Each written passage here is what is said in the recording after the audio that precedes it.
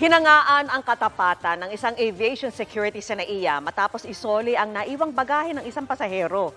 Kabilang sa laman, higit 1 milyong pisong cash. Ang kwento ng Honest Q, tinutukan ni Mark Salazar.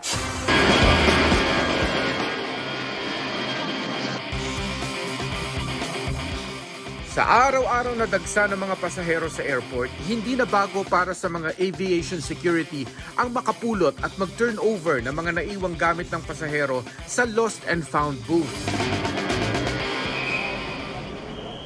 Ang pambihira ay yung naiwan ng isang pasahero nung isang linggo at nadiskubre ng aviation security na si Albert.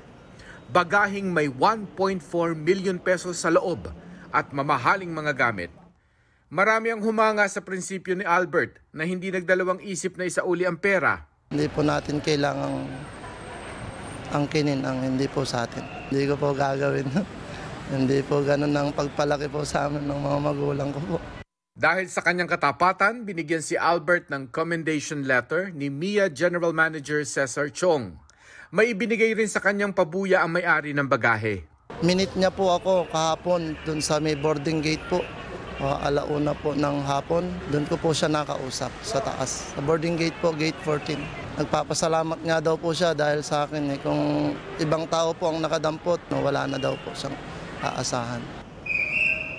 Noong 2017, si Albert din na nakapulot ng bagahe ng isang foreigner na puro rin pera ang laman. Mabuti at tinitindigan palagi ni Albert ang katapatan niya sa trabaho at sa kapwa. Hindi palaging madaling tumanggi sa temptasyon. Mahirap po talaga ang buhay sa ngayon. Pero yung mga ganong hindi po natin kailangan talagang pagka-interesan. Para sa GMA Integrated News, Mark Salazar, nakatutok 24 oras.